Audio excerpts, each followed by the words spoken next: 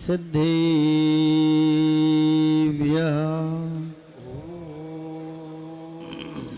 नमः शुदेभ्यः।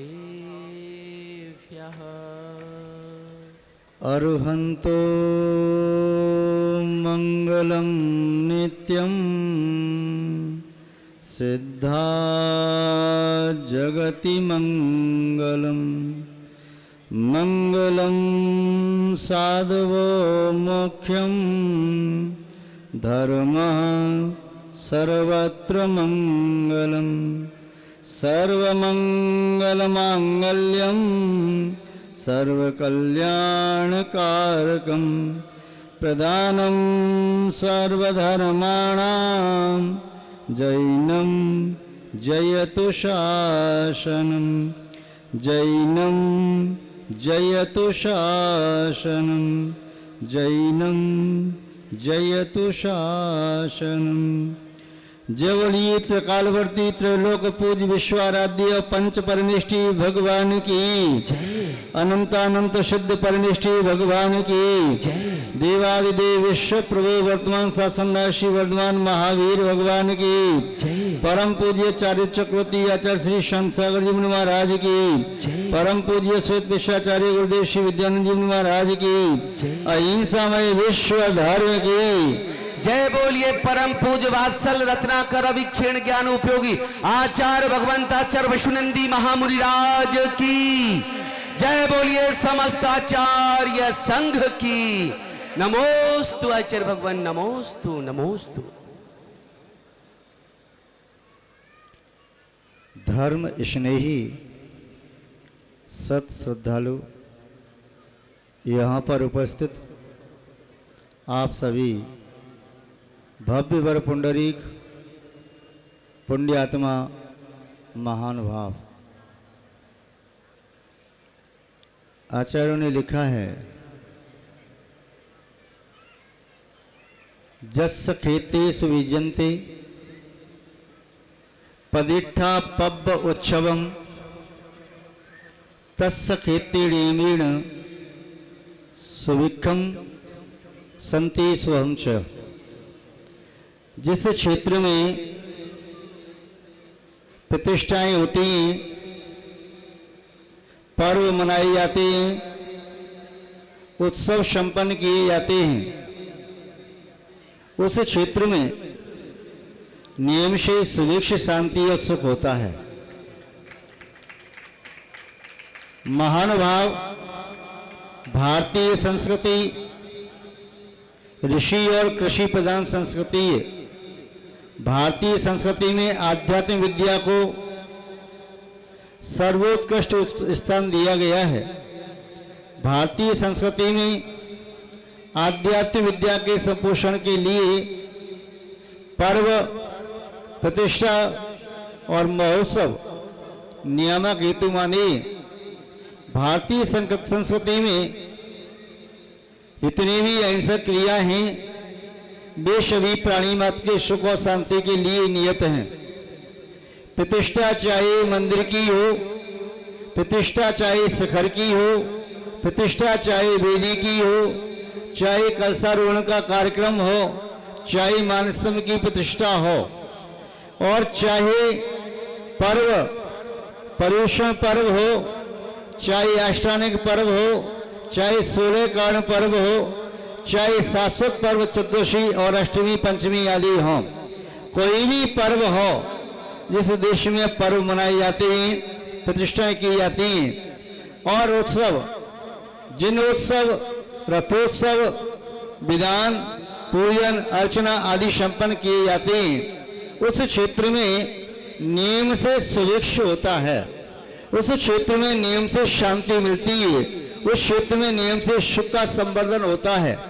महानुभाव, आप सभी लोगों ने जो पुण्य भावना भाई, उस पुण्य भावना के फलस्वरूप यहाँ पर जिनेन्द्र भगवान के जिन बिंबों का पंच कल्याणक महोत्सव संपन्न किया जा रहा है, जिन बिंबों की प्रतिष्ठा की जा रही है, पाषाण और रत्नों के बिंबों को यहाँ भगवत्ता प्रदान करने के लिए संस्कारों का यहाँ पर कार्यक्रम किया जाएगा।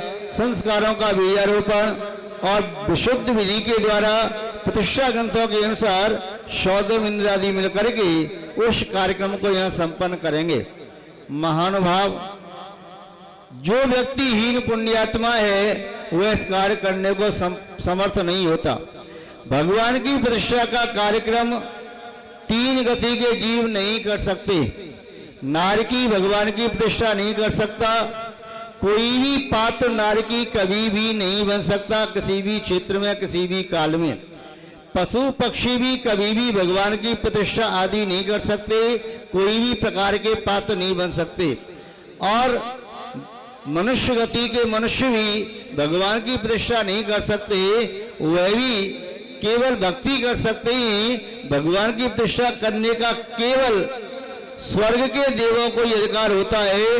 इसलिए प्रतिष्ठा के समय सौधर्म इंद्र आदि की स्थापना की जाती है, प्रतिष्ठा की जाती है। नगर के प्रतिष्ठित मनुष्यों के द्वारा पात्रों की प्रतिष्ठा होती है। प्रतिष्ठाचार्य के सानिध्य में पुनः जिनबिंब की विधि पूर्वक प्रतिष्ठा की जाती है।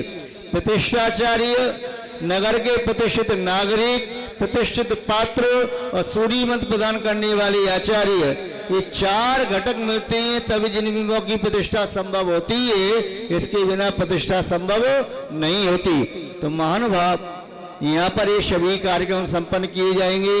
जिन बिंबों की प्रतिष्ठा होगी, किस प्रकार से संस्कार दिए जाते हैं, गर्भ से लेकर के मोक्ष तक के सभी संस्कारों का बीजारोपण यहाँ किया जाएगा।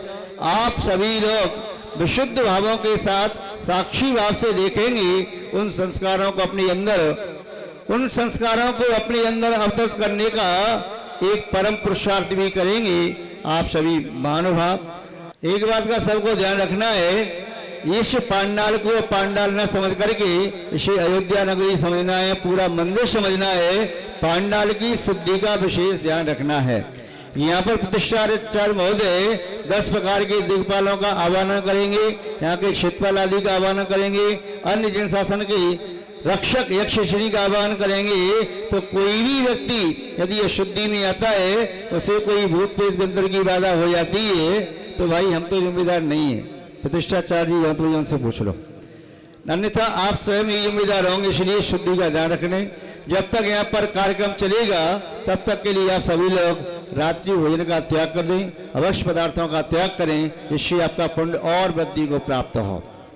महानुभाव, आज यहाँ पर याग मंडल विधान, नामदेव विधान, मांगलिक क्रियाएं संपन्न की जाएंगी, सकलीकरण आदि क्रियाएं संपन्न की जाएंगी।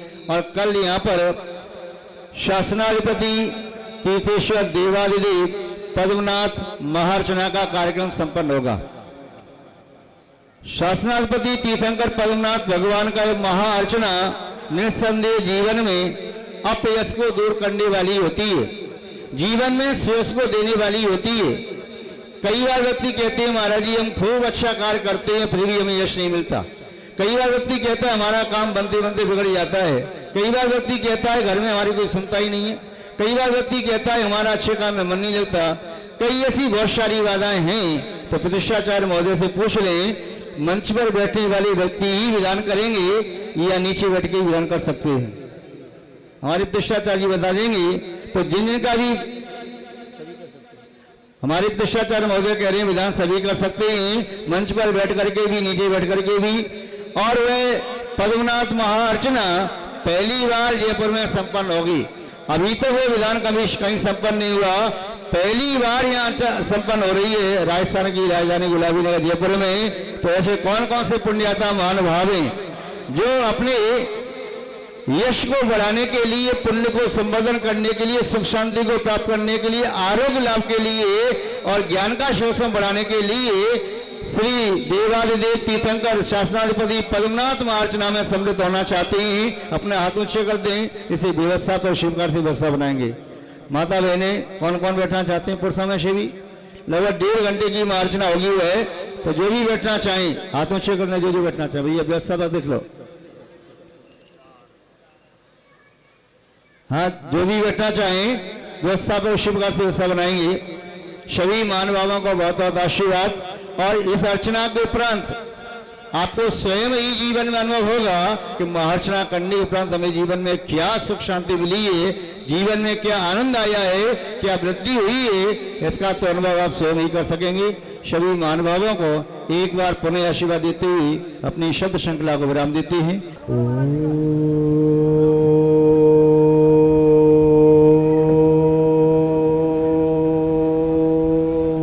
नमः सिद्धेभ्यः। ओम नमः शुदेभ्यः। यः सर्वकाल विषयार्थ यथार्थ वेदी देवेन्द्र वृंद मनुजेन्द्र मुनीन्द्र वन्द्यं निर्दग्ध संस्कृत निवंदन कर्मकक्षा तं वर्धमान जिननाथमहं नमामि। तं वर्धमान जिननाथमहं नमामि। तं वर्धमान जिननाथमहं नमामि। श्रीमत्परम गंभीर स्याद्वाद मोगलांक्षणं जियात्रैलोक्यनाथस्य शासनं जिनशासनं शासनं जिनशासनं। जय बोलिए त्रिकालवर्ती त्रैलोक पूज विश्वाराध्य पंच परमेष्टि भगवान की जय। अनंत अनंत शुद्ध परमेष्टि भगवान की जय। वर्तमान जिन शासनाशी वर्तमान महावीर भगवान की जय। परम पूज्य आचार्य गुरुदेव श्री विद्यानंद जीवन महाराज की जय। अहिंसामय विश्व धर्म की जय। जय बोलिए परम पूज्य क्षमा मूर्ति वात्सल रत्नाकर अविक्षीण ज्ञान उपयोगी आचार्य भगवंत आचार्य वशुनंदी महामुनिराज की जय। बोलिए समस्त आचार्य संघ की नमोस्तु आचार्य भगवान नमोस्तु नमोस्तु।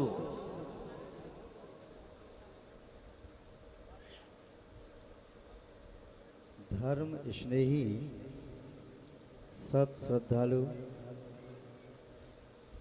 यहाँ पर उपस्थित आप सभी भव्य वर पुंडरीक पुण्यात्मा महानुभाव श्रीमद् जिनेन्द्र पंचकल्य प्रतिष्ठा महोत्सव का द्वितीय दिवस और कल्याणक का प्रथम कल्याणक का उत्तर रूप गर्भ कल्याण के बिना और कोई भी कल्याण आगे संभव ही नहीं है। जैसे बीज के बिना वृक्ष नहीं हो सकता, वैसे ही गर्भ कल्याण के बिना अन्य कल्याणक मनाया जाना संभव नहीं है। जीव सर्वप्रथम माँ के गर्भ में आता है। जो जीव माँ के गर्भ में आता है वही कल्याण करने में समर्थ होता है। जो जीव माँ के गर्भ में नहीं आता वो अपना कल्याण नहीं कर सकता। इसीलिए नारकी और देवों का मोक्ष संभव नहीं है उस पर्याय से। एक इंद्री, दो इंद्री, तीन इंद्री, चार इंद्री, संगी पंचेंद्री का कल्याण संभव नहीं है। समूह जन वालों का भी कल्याण संभव नहीं। अंडज पोतज वालों का भी कल्याण संभव नहीं। जो गर्भ में आते हैं वही जीव आत्म कल्याण करने में समर्थ हो पाते हैं। वर्तमान काल में प्राणी किंचित उपलब्धि को प्राप्त करके गर्भ में आने लगता है। गर्भ अहंकार का ही दूसरा नाम है। अहंकार जीवन में अंधकार लाने वाला है। अहंकार जब भी जीवन में आता है पतन की ओर ले जाता है, किंतु गर्व का आशय होता है व्यक्ति के द्वारा गुप्त साधना किया जाना। जो कोई भी व्यक्ति जीवन में गुप्त साधना करते हैं, अप्रकट रूप में भी धर्म ध्यान करते हैं, निस्संदेह वे आसन भव्य कहलाते हैं और शीघ्र ही मोक्ष को प्राप्त करने में समर्थ होते हैं। महानुभाव बड़ भागी हैं महाराज नाविराय और जगत जननी मां मरुदेवी। यूं तो ढाई द्वीप में एक साथ 170 तीर्थंकर हो सकते हैं, किंतु जम्बू द्वीप के भरत क्षेत्र ऐरावत क्षेत्र में एक धातकी खंड के दोनों ऐरावत भरत क्षेत्र में 2 और पुष्कर द्वीप के दोनों भरत क्षेत्र ऐरावत क्षेत्र में 2 महानुभाव 5 भरत 5 ऐरावत क्षेत्र और 160 विदेश क्षेत्र, वहां तीर्थंकर होते हैं। भरत क्षेत्र ऐरावत क्षेत्र में चौथे काल में ही तीर्थंकर होते हैं, विदेश क्षेत्र में तीर्थंकर हमेशा रहते हैं। इसलिए विदेश क्षेत्र के तीर्थंकर तो शाश्वत ही होते रहते हैं, ऐसा कोई काल नहीं आता जब तीर्थंकर नहीं होते हो, धर्म की प्रभावना न होती हो। ऐरावत क्षेत्र और भरत क्षेत्र में उत्सवनी अवसवनी काल का परिवर्तन होता है, इसे चतुर्थ काल में ही धर्म की प्रवृत्ति होती है। तृतीय काल के अवसान पर महाराज नाविराय जो अंतिम कुल कर दे, कर्म भूमि के प्रारंभ होते ही मां मरदेवी ने भावना भाई इस भटकती हुई मानवता को दिशा देने वाला कोई भव्य जीव अवतरित हो, कोई ऐसे महापुरुष की आवश्यकता है जो धर्म की प्रवृत्ति करे। अभी इस भरत क्षेत्र के जीव धर्म से अनभिज्ञ हैं, वे कर्म करने में अनभिज्ञ हैं। धर्म का कर्म कैसे किया जाए, कैसे चेतना में लगे हुए कर्मों को ध्वंस किया जाए। मां मरदेवी ने जो भावना भाई, उस भावना के फलस्वरूप जिन्होंने पूर्व में 16 कर्ण भावनाओं को वाया था, उन भावनाओं के फलस्वरूप तीर्थंकर प्रतिज्ञा बंद करने वाला वह दिव्य जीव, वह भव्य जीव मां मरदेवी के गर्भ में आता है।